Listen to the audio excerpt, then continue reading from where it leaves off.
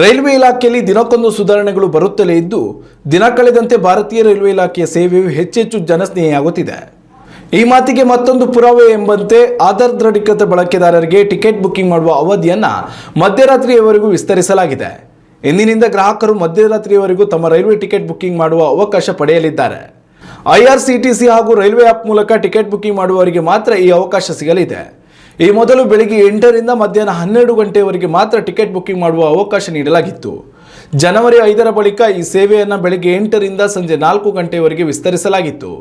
ಇದೀಗ ಈ ಸಮಯವನ್ನು ಮಧ್ಯರಾತ್ರಿಯವರೆಗೂ ವಿಸ್ತರಣೆ ಮಾಡಲಾಗಿದೆ. ದಲ್ಲಾಳಿಗಳ ಕಾಟ ತಪ್ಪಿಸಲು ಈ ಕ್ರಮ ಕೈಗೊಂಡಿರುವುದಾಗಿ ಭಾರತೀಯ ರೈಲ್ವೆ ಇಲಾಖೆ ತಿಳಿಸಿದೆ. ಉತ್ತಮ ಸಂಸ್ಕಾರಯುತ ಶಿಕ್ಷಣದೊಂದಿಗೆ VSS English medium CBSE school Udupi Muddur. ನರ್ಸರಿಯಿಂದ 10ನೇ ತರಗತಿವರೆಗೆ ಶಿಕ್ಷಣದ ಜೊತೆಗೆ 5ರಿಂದ 10ನೇ ತರಗತಿವರೆಗಿನ ವಿದ್ಯಾರ್ಥಿನಿಯರಿಗೆ ಉತ್ತಮ ಹಾಸ್ಟೆಲ್ ಸೌಲಭ್ಯವೂ ಇದೆ. ನಿಮ್ಮ ಮಕ್ಕಳ ಪ್ರವೇಶಾತಿಗಾಗಿ ಈ ಸಂಖ್ಯೆಗೆ ಕರೆ ಮಾಡಿ.